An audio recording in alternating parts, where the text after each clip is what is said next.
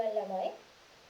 ඉතින් මම අද ඔයාලට ගෙනාවේ ඕගොල්ලන්ගේ සාහිත්‍ය පේපරේ එන ක්‍රෙඩි ප්‍රශ්න මොනවාද? ඒ ක්‍රෙඩි ප්‍රශ්න හැදෙන්නේ මොන වගේ ප්‍රශ්න මූලාශ්‍රය කරගෙනද කියලා.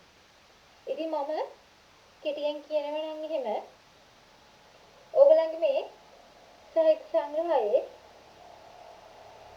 ඔයගොල්ලෝ කියන විදිහට විචාර පේපර් එකේ කෙටි ප්‍රශ්න ටික හැදෙන්නේ මෙන්න මේ කියන කරුණු ටික පදනම්. ඔයගොල්ලෝ දන්නවා ඔයගොල්ලන්ගේ සාහිත්‍ය සංග්‍රහයේ මොකක් හරි පාඩමකට කලින් ඔයගොල්ලන්ට තියෙනවා කහපාට කොටුවක්.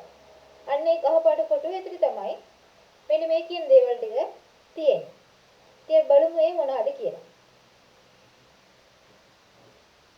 අපි මොකක් හරි පාඩමක් ගත්තාම ළමයි ඒ පාඩම ලියපු කතුවරයා.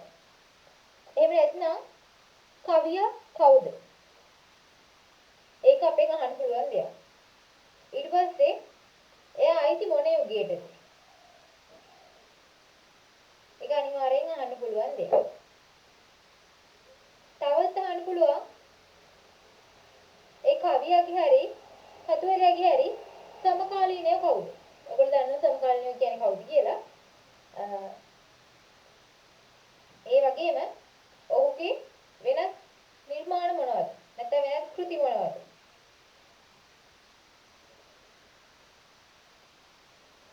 ඊළඟට වැදගත් ප්‍රශ්නයක් තියෙනවා. මේ මොකද්ද ළමයි?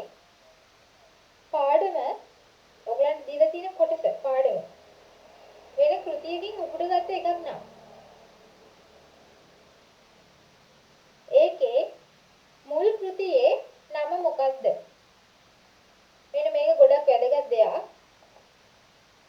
ඒ වගේම ඒ මුල් කෘතියේ කතුවරයා. එහෙම නැත්නම් ඒ මුල් කෘතියේ කවියා කවුද? ඒ යුගයේ සිටපු සමකාලීන කතුවරු කවුද? සමකාලීන ග්‍රන්ථ මොනවද? ගොඩක් වෙලාවට ඔයගොල්ලෝ කහපාට කොටු බලන්නේ නැතුව ඇති. පාඩම් විතරක් බලාගෙන යනවා හොඳට. හැබැයි අර ක්‍රෙඩි ප්‍රශ්න ටික එන්නේ මෙන්න මේ වෙයි. අපි නොහිතන තැන් වලින් අහුමුළු වලින් එනවා ළමයි. ඒක තමයි මෙච්චර කල් වෙලා තියෙන්නේ.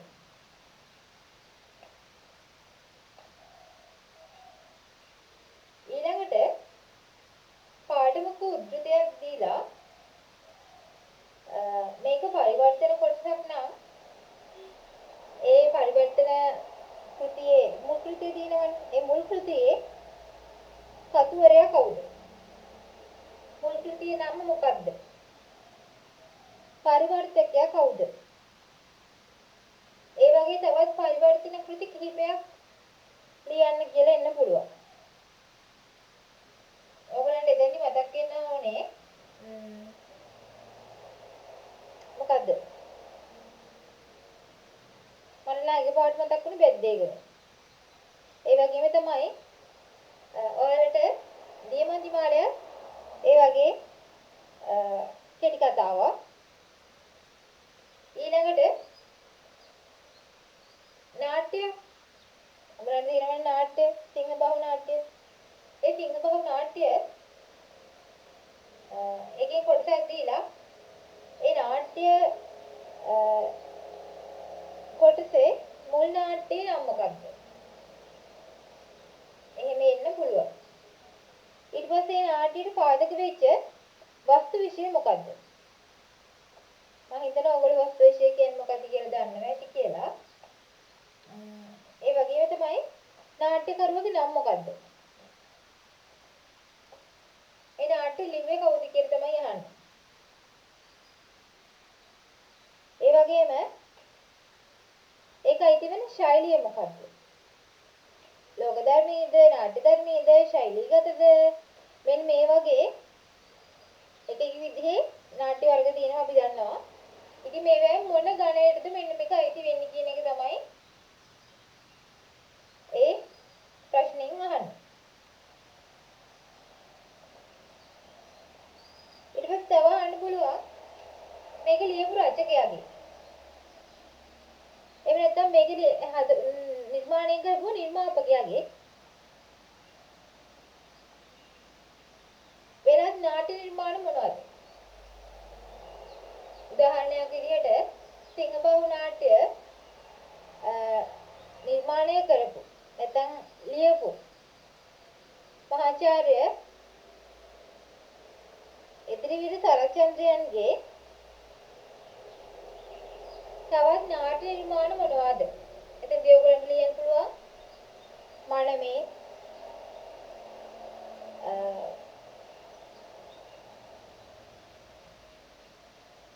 මනමේ සිංහබාහු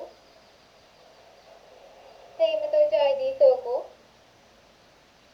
මෙන්න මේ වගේ දේවල් තමයි ඒ වගේ ප්‍රශ්නයකට උත්තරයක් විදිහට ඔයගොල්ලෝ ලියන්න ඕනේ. ඒ ඔයාලගේ පොතේ දීලා තියෙනවා ළමයි.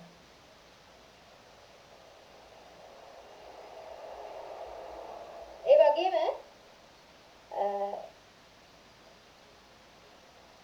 තව අහන්න පුළුවන් වැදගත් ප්‍රශ්නයක් තියෙනවා.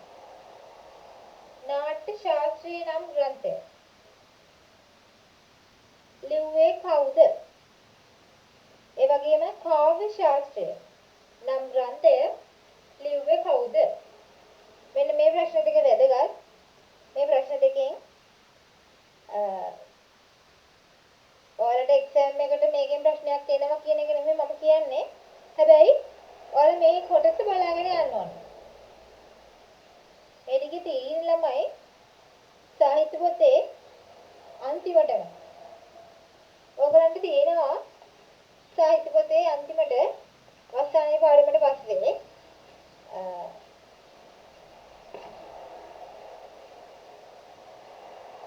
ඔයගලන්ට මතකද දන්නේ නැහැ තියෙනවා කියලා සිංහල සාහිත්‍ය ඉතිහාසයේ සැකවින් කියන කොටසක් තියෙනවා. මෙන්න මේ කොටස හොඳට කියවලා යන්න. මොකද මේකෙන් අවුරුදු කිහිපයක ප්‍රශ්න අහලා තියෙනවා.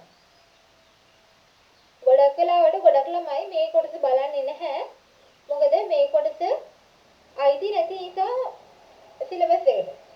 ඒ වගේම එයාලා කරලා තියෙන මෙච්චර කල් කරලා තියෙන ප්‍රශ්න මේ කොටසින් ඇවිත් නැති නිසා. හැබැයි එක්සෑම් එකට මේකේ ප්‍රශ්නයක් ඒකද කියන්න අපි දන්නේ නැහැ. ඒකින්ද ඔයගොල්ලෝ අනිවාර්යෙන් මේ කොටස කියවගෙන යන්න. කියවගෙන යන්න කියන්නේ අඩුම පාරක් ඉතින් දෙපාරක් තුන් පාරක්වත් කියවන්න ඕන ළමයි. තමයි මතකෙ හිටින්නේ නැහනේ.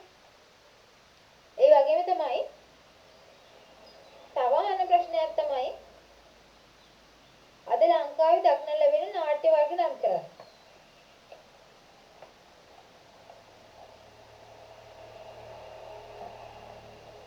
ඉතින් මෙන්න මේ වගේ ප්‍රශ්න ටික තමයි ඔයාලගේ අහන්නේ. ඒ කියන්නේ මේ දෙන්නේ මූලාශ්‍ර කරගත්ත ප්‍රශ්න ටික.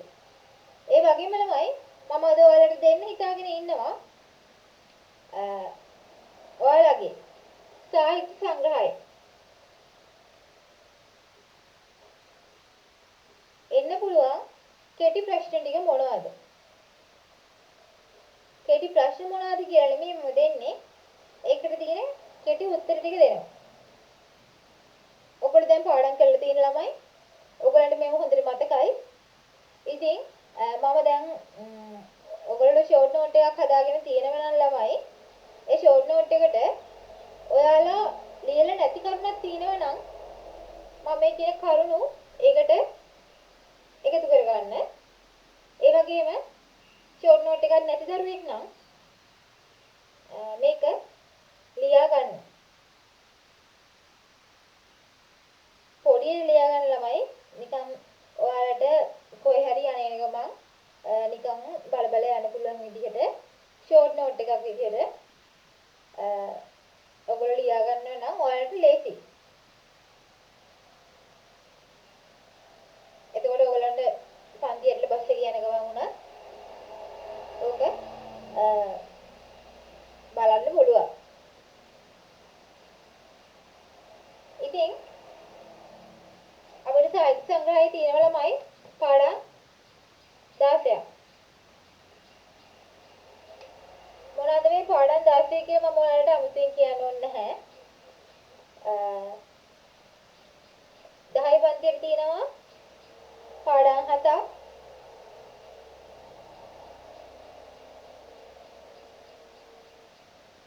ඒ වගේම 11 පන්තියේ තියෙනවා පාඩම් 9ක්. මෙන්න මේ විදිහට තමයි ඔයාලගේ පාඩම් 16 හැදිලා තියෙන්නේ. ඉතින් පළවෙනි පාඩමේ තමයි ළමයි සතර කන් මන්ත්‍රණය.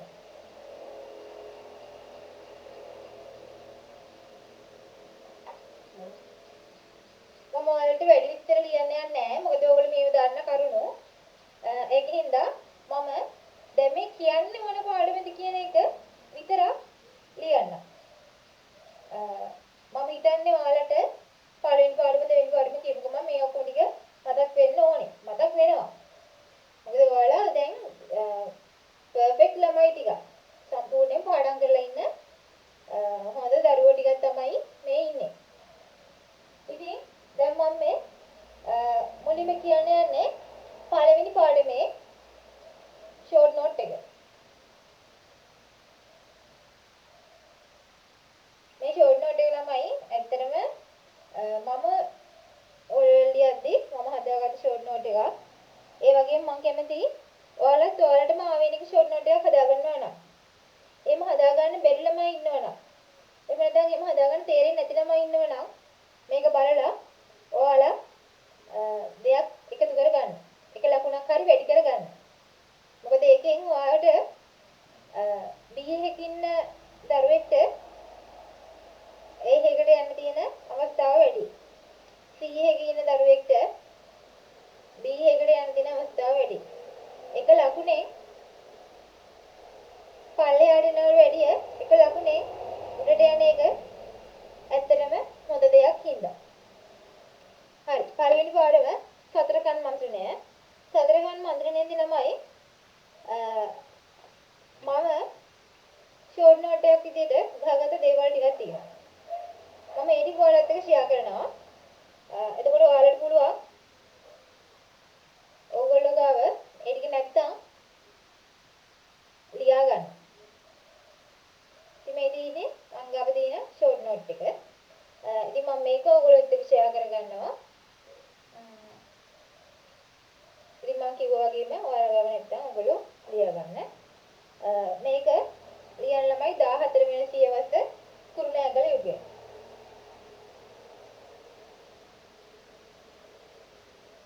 හතරවෙනි පණ්ඩිත පරාක්‍රම බාහු රජ දවස.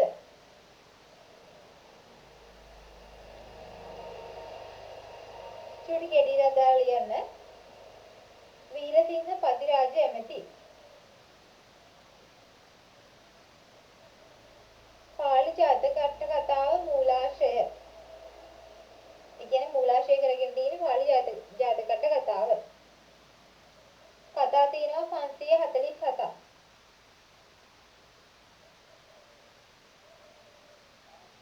හැබැයි අපි සාමාන්‍යයෙන් කියන්නේ 550 ජාතක කතා පොත කියලා. ඒ වගේම මේක ඍජු පරිවර්තනයක් නෙමෙයි. කෙලින්ම කරපු පරිවර්තනයක් නෙමෙයි. ඒකේ තමයි ඍජු පරිවර්තනයක් නෙමෙයි කියලා තියෙන්නේ. ඒ වගේම තමයි ආකෘතිය. ආකෘතිය ළමයි කොටස් තුනකට බෙදෙනවා. ඔයාලා දන්නවා වර්තමාන කතාව, අතීත කතාව, ඒ වගේම සමෝදානය. ඊළඟට ජාතක ඇසුරෙන් රචනා වෙච්ච ගී කාව්‍ය මොනවද? මොනවද මේ ජාතක කතා ඇසුරෙන් නිර්මාණය වෙච්ච ගී කාව්‍ය? තියාගන්න ළමයි. කවුසිරුමින. කවුසිරුමින ලිව්වේ කුස ජාතකය පදනම් කරගෙන. ඒ වගේම තමයි සසඳාවත. සසඳාවත ලිව්ව ළමයි සස ජාතකය පදනම් කරගෙන.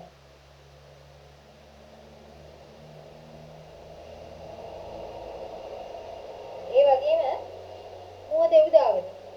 මුවදෙව්දාවත ලිව්වේ මකාදේව ජාතකය පදනම් කරගෙන.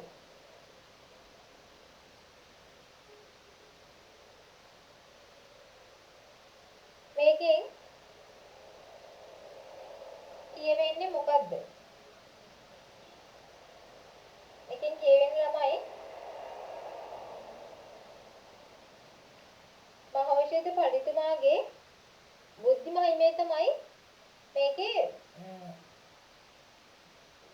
අතැඹුලක් වගේ අපිට ගන්න පුළුවන් දෙයක්.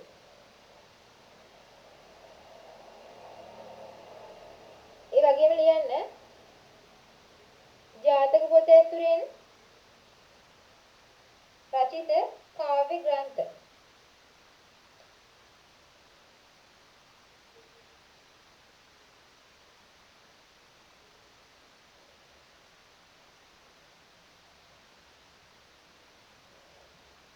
ඒක ලියාගන්න ළමයි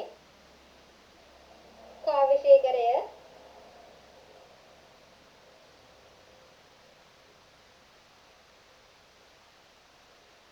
ගුත්තිලය,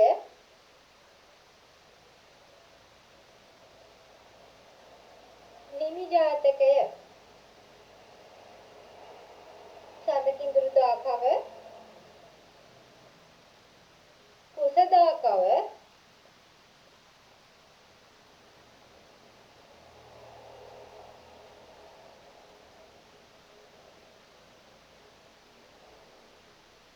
දහම් සොඬ දාකව. ඒ වගේම වෙස්සන්තර ජාතකයේ මුව ජාතකය,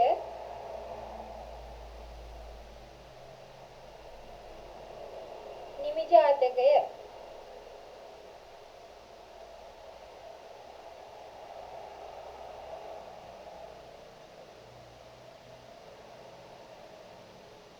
කෞමිනි කොඬොල, කෞමිනි මල්දම. මෙන්න මේ ටික තමයි ළමයි ඕගොල්ලන්ගේ සතරකන් මන්ත්‍රණය. සතරකන් මන්ත්‍රණය අයිති වෙලා තියෙන ළමයි බුද්ධිල මේ උම්මග්ගේ කියන පොතට. උම්මග්ගේ ජාතක පොත ඇත්තටම රසවත් පොතක්. ඔයගොල්ලෝ තරගෙන කියවන්න.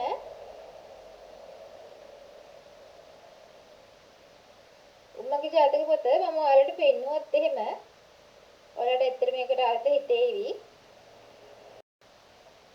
ඉතින් මේ තියෙන ළමයි මං ගාව තියෙන උම්මගේ ජාතක පොත. මේකේ තියෙනවා සම්පූර්ණ උම්මගේ. ඉතින් ඔයාලා දැන් එක්සෑම් ඉවරුනහම නිකන් ඉන්නේ ගෙදර. ඒ වෙලාවට නිකන් ඉන්න වෙලාවකට අරගෙන කියවන්න. ඔයාලට මෙතන පේනවා ඇති.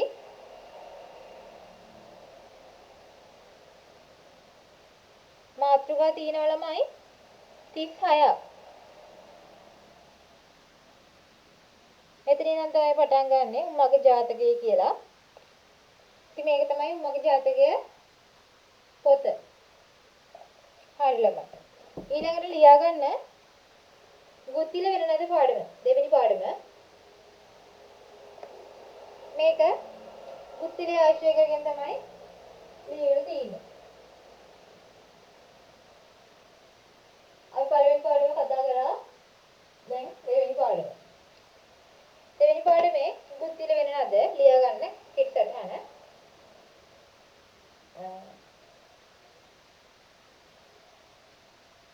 ගුත්තිල වෙනනද කෝට්ටේ යුගය. ඒ වගේම ගුත්තිල ජාතකය. ඒක ලිව්වේ වැත්තෑවි හිමි. නිකන් ලියාගන්න වැත්තෑවි හිමි කියලා ඔයගලන්ට මතකයි කවුද ලිව්වේ? මොකද්ද මේ කියන්නේ කියලා. ඒ වගේම ලියන්න 511යි කියලා.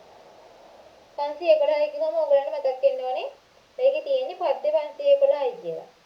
එතකොට මේ නිකන් ඉලක්කම් තුනක් තියෙනවා කියලා නෙමෙයි මතක් වෙන්න ඕනේ. මේක ලියන්න ඇරියුම් කරේ කලාවත ජයපාල. එහෙම ලියාගන්නේ ඇති. ඒක ඔයගලන්ට මතකයි මොකද්ද මේ සිද්ධිය කියලා. ඇරියුම කලාවත ජයපාල.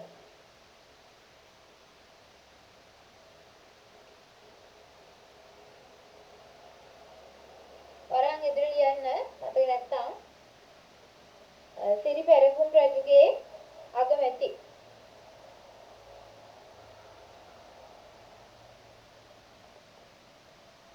ඒ වගේම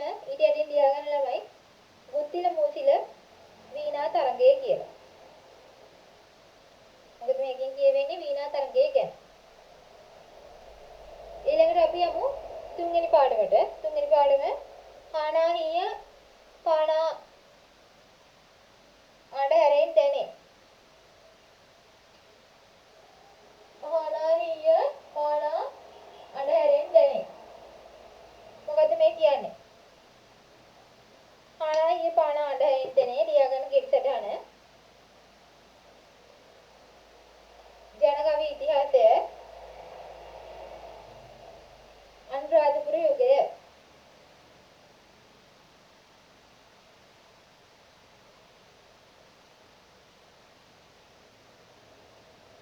සංයුක්ත නිකායට කතාව චුටි කැලක් ගහලා ලියන්න. පරමත්ත ජෝතිකාව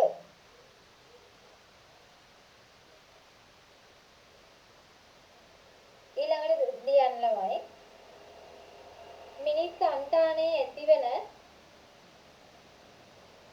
දුක සතුට මහන්සිය කලකිරීම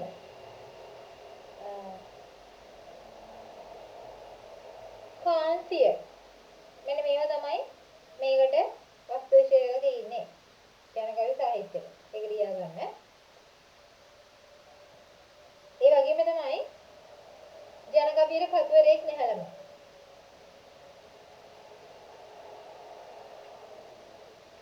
ඊළඟට ජනකවි වර්ග විදියට ගොයම් කවි, පුරක්කන් කවි ඔයගොල්ලෝ නිකන් ලියා ගන්න ගොයම් පුරක්කන් ඒ වගේ නිකන් ලියාගෙන යන්න. පැල් කමත් පැල් කවි කමත් කවි නෙළුම් කවි මෙන්න මේ විදිහට ජනකවි වර්ග තියෙනවා. ඒ වගේම ළමයි රැකිය ආශ්‍රිත ජනකවි තියෙනවා. මොනවද මේ රැකිය ආශ්‍රිත ජනකවි?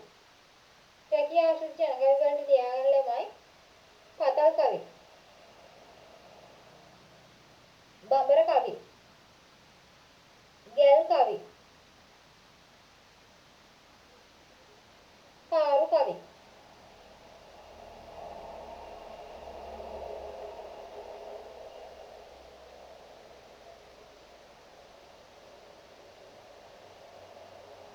ඊළඟට ළමයි කෙල්සෙල්ලම් ආශ්‍රිත ජනකවි. මොනවාද කෙල්සෙල්ලම් ආශ්‍රිත ජනකවි වලට අපිට ගන්න පුළුවන් දේවල්? ඒව තමයි ලීකෙලි,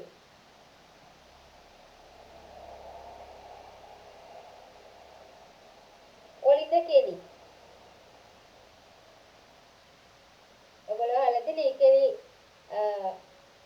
නැටුම් කරද්දී කවි කියනවා. මේ මම හිතන්නේ පොඩි පන්තිවලදී අපිට තිබ්බා. මට මතක විදිහට ඔලිද කෙලි වලදී ඔය අවුරුදු කාලේට එහෙම ඔලිද කෙලි මේ ජනකවි ඔලිද ජනකවි අපිට අහන්න ලැබෙනවා. ඉතින් මේවා කෙලි සෙල්ලම් එහෙම නැත්නම් ඔන්චිලි වාරම් මෙන්න මේ වගේ දේවල් එක බැඳිච්ච දේවල්. ඒක ලියා ගන්න කෙටියක් දාලා කෙලි සෙල්ලම් ඔන්චිලි වාරම් කියලා.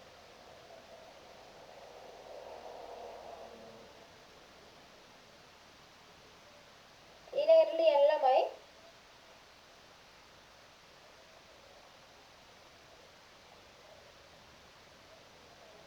මේවා දෙවොල් මඩු, ගම් මඩු වගේ විශ්වාසත් එක්ක බැඳිච්ච දේවල්.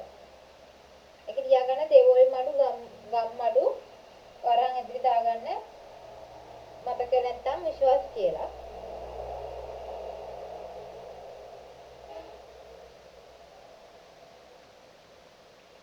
තව කවි ජාතියක් කියනවා නෙවෙයි තේරවිලි කවි. තේරවිලි කවි වලින් මම හිතනවා ඔයගොල්ලෝ මේක ලියා ගන්න නැති කියලා. ශෘංගාරය, විනෝදය, ඒ වගේම විවේකය, ප්‍රේමය. මෙන්න මේ ටික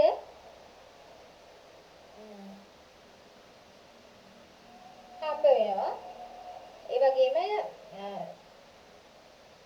සාමාන්‍ය ජනකවි වල කොහොම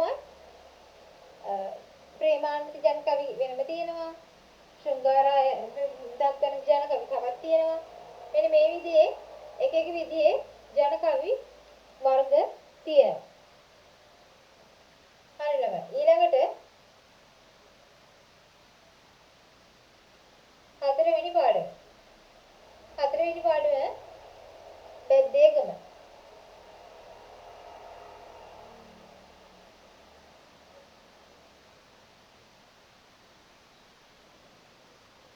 බෙද්දේගම කියලා කෙටි ඉලක්ක ගහලා ලියන්න. The village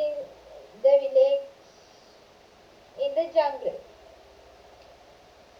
ඒක ඔයගලන්ට සිංහලෙන් ලියනවා සිංහලෙන් ලියන්න ඉංග්‍රීසියෙන් ලියනවා නම් වඩා හොඳයි.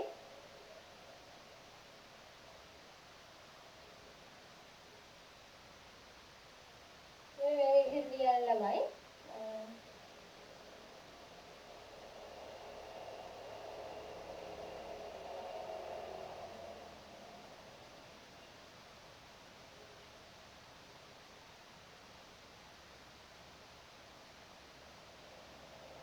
The village in the jungle.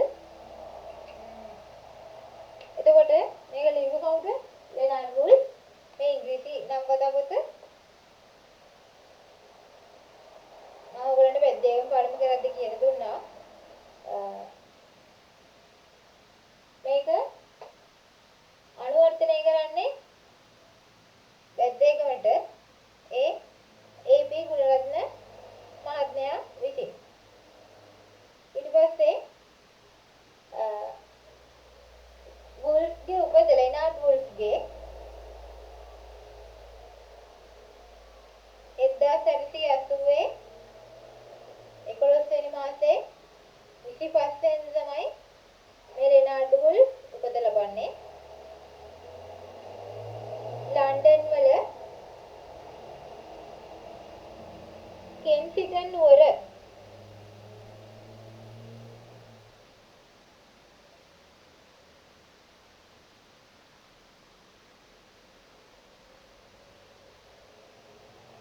ලියන ළමයි එතනටම 10 දෙනාගෙන් 3 වෙනියක්. ඔයාලට මතක් වෙන්න ඕන මේව දැන් මම කියන්න දෙයක් නැහැ මොනවද කියලා. ඒකින්ද මම වැඩි විස්තර කරන්න යන්නේ නැහැ ළමයි. මොකද ඔයාලට මේව මතක හින්දා.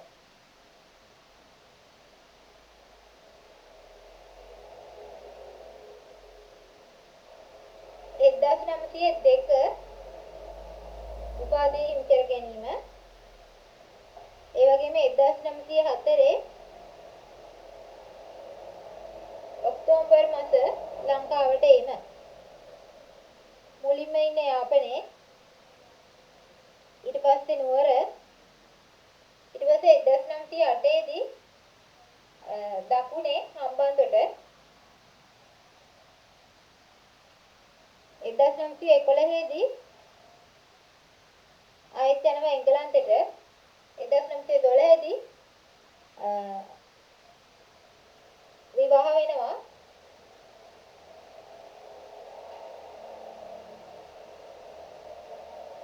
ඇඩ්ලින් වර්ජිනියා ස්ටෙෆන් කියන තරුණියත් එක්ක. ඊට පස්සේ ආයි ලංකාවට එනවා. ඒ කවදාද? 1961 තමයි ඔහු ලංකාවට එන්නේ.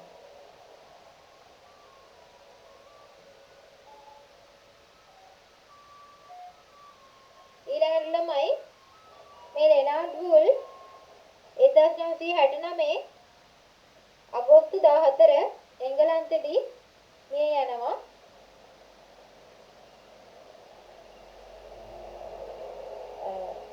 මේක අපිට හවුරු කරගන්න පුළුවන්. රෝඩ්මේල්හි ලෝකඩ ස්මාරකය මංක් හවුස් කියලා තියෙනවා. මේ කතාවේ ඉන්න ප්‍රධාන චරිත මොනවාද? ඔයගලන්ට මේ ටික නම් අනිවාර්යයෙන්ම අදක තියෙන්න ඕන ළමයි. බෙද්දේගම කිව්වම මම ඔයගලන්ට සම්පූර්ණ පාඩමම මේ වීඩියෝ එකක් කරා. මම හිතනවා ඔයගොල්ලෝ බලන්න ඇති කියලා.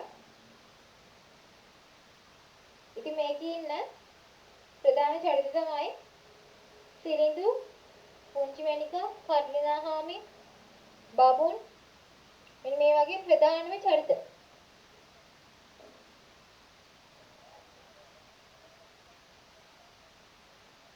එතනදී පරිවර්තකයාගේ එහෙම නැත්නම් අනුවර්තකයාගේ අපි ගොඩක් වෙලාවට ගොඩක් තැන්වලදී අනුවර්තකයා කියන නමට වැඩිය පරිවර්තකයා කියන නම භාවිත කරනවා වැඩි. ඒ මොකක් හින්දාද කියන දන්නේ නැහැ. හැබැයි මේක ඇත්තටම අනුවර්තන කෘතියක් පරිවර්තන කෘතියක් නෙමෙයි. ඒකත් මතක තියාගන්න. පරිවර්තකයාගේ වෙනස් කෘති. ඒ කියන්නේ ඒ.පී. ගුණරත්න මහත්මයාගේ වෙනස් කෘති මොනවද?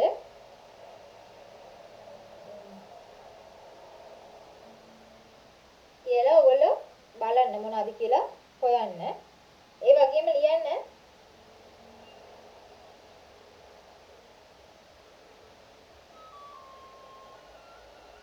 Chu Chen En ලියනවා ළමයි The Monkey කියලා පොතක්. මේ The Monkey කියන පොත පරිවර්තනය වෙන නම මොකද්ද? වානරයා. ඒ වගේම තමයි R.L.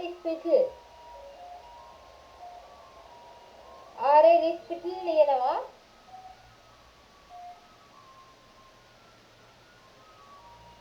Savage Sanctuary කියලා පොතක්. මේකේ සිංහල නම තමයි වර්ණ තරණ.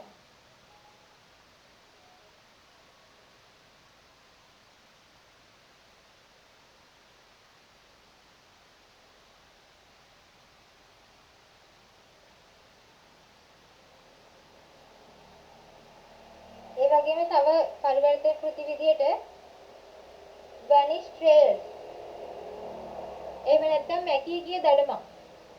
මෙන්න මේ කෘතිය ගන්න පුළුවන්. ඒ වගේම සුදු ගෝණා කියන කෘතිය ගන්න පුළුවන් ළමයි.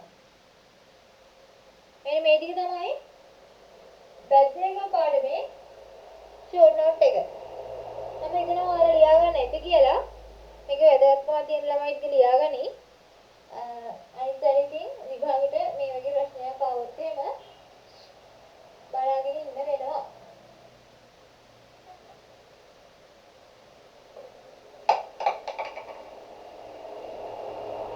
හරි ළමයි. ඊළඟ එක තමයි මුනි සිරිපා සිඹිමින්නේ. පස්වෙනි පාඩම ඔයාලට තියෙන අපි බලමු මේ පස්වෙනි පාඩමේ තියෙන්නේ මොනවද කියලා. පස්වෙනි පාඩමේ මුනි සිරිපා සිඹිමින්නේ. ඒක ලියන්න ළමයි මහින්ද හිමි ටිබෙට් රටේ සිකිම් ප්‍රදේශයේ තමයි උපත ලබන්නේ. ඒ වගේම 1901 දී ලංකාවට එනවා. එස්.කේ. තෂිනම්ගල් 1913 දී පැවිදි දිවියටපත් වෙනවා.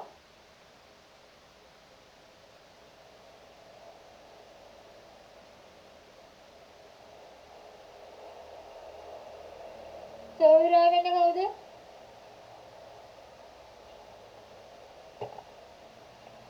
සොහොයුරා විදියට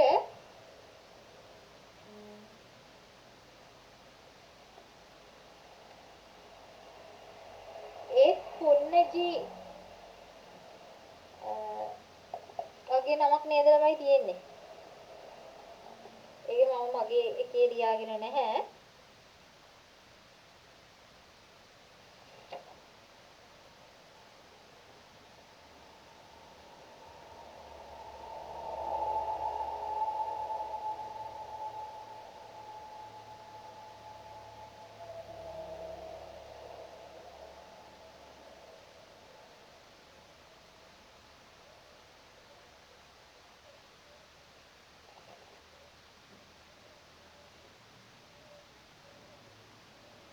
සොහොයුරා වෙන්නේ එස් පුන්නජී හිමියන්.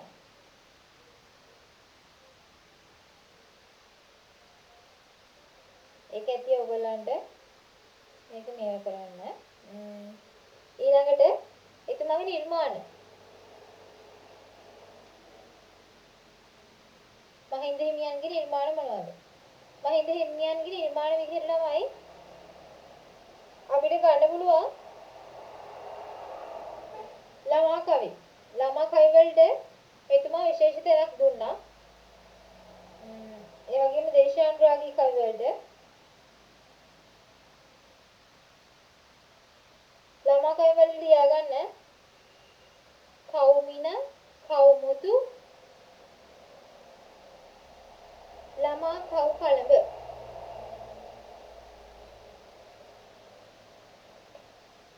ඊළඟට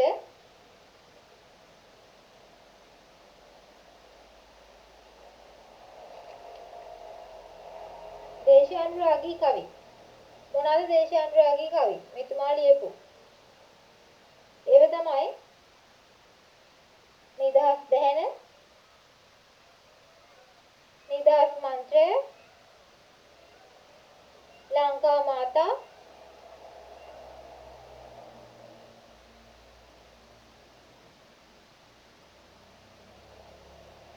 මෙන්න මේ වගේ දේවල්. ඊට අමතරව ළමයි බුද්ධාභිවන්දනා කවිත් ලිව්වා. නැති නැහැ. හැබැයි අපිට විශේෂයෙන් වැදගත් වෙන්නේ මේ ළමා පරපුරට කරපු සේවයයි. ඒ වගේම දේශානුරාගය. පෑනෙන් කොහොමද කඩුව ඉස්සුවේ කියන එක තමයි අපිට වැදගත් වෙන්නේ. මුල්ම කාව්‍ය කෘතිය තමයි ළමයි මෙතුමගේ ඕවා මුතු. ලියගන්න ඕවා මුතු. දැන් නැත්තම් අරන් ඇතුළට ලියන්න. මුල්ම කාව්‍ය කෘතිය කියලා.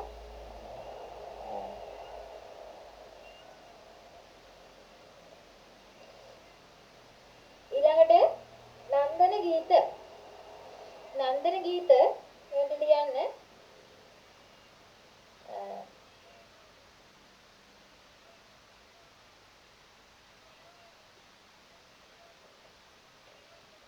මංජු හිමි,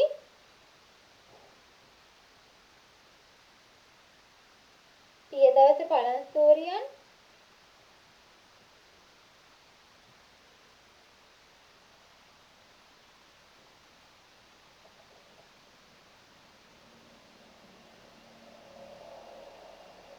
ප්‍රනාන්දු මහතා. මෙන්න මේ කට්ටියත් එක්ක නන්දන ගීත කියන එක ලියලා තියෙනවා.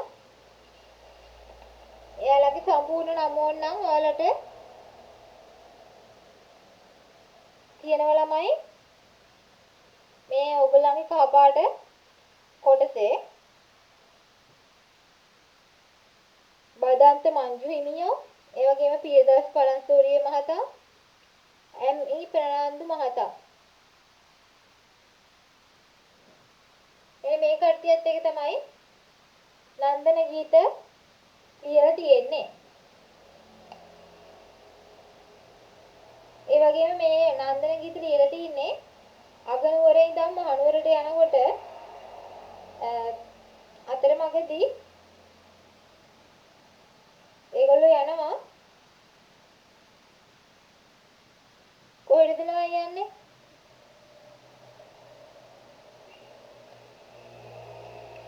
යටිගල සුමනාරාමයට යනවා. මෙන්න මේ යටිගල සුමනාරාමයට යන අතරමඟදී පල්ලෙගම කෝලාන ගමේ වෙල්යාය. මේක තමයි ස්ථානය. මෙතෙන් තමයි මේගොල්ලන්ට මෙන්න මේ අදහස පහළ වෙන්නේ. අපි මෙන්න මේ විදිහට නන්දන ගීත කියලා කවි ටිකක් ලියමු. අපිට ලස්සන කවි ටික අදහස් වෙනවා. මෙතන ඉඳලම අපිට කවි ටික ලියන්න පුළුවන්. ඒ තරම් මේගොල්ලෝ කවියෝ පුදුමාකාර කවිත්වයක් තිබ්බ පුද්ගලයෝ ටික. ඉතින් ඒ තමයි ඔයගොල්ලන්ගේ පස්වෙනි පාඩම මොන් සිරිපාස මින්නේ පාඩමේ කෙටි සටහන. හරියම ඊළඟ පාඩම ඔයගොල්ලන්ට තියෙන 6 වෙනි පාඩම. 6 වෙනි පාඩම තමයි ගංගාවේ සංගීතය. මේ ගංගාවේ සංගීතය කියන පාඩම පන්තිය ලියන්නේ එච්.එම්. කුඩලිගමයන් විසින්. අපි බලමු මේකේ ෂෝට් නෝට් එක මොකක්ද කියලා. ඕගලන්ට මේව දැන් විස්තර කරලා ඇත්තටම වැඩක් නැහැ. ඒකින්ද ඕගලන්ට කෙටියෙන් කියා දෙන එක තමයි වඩාත් වටින්නේ. මොකද අද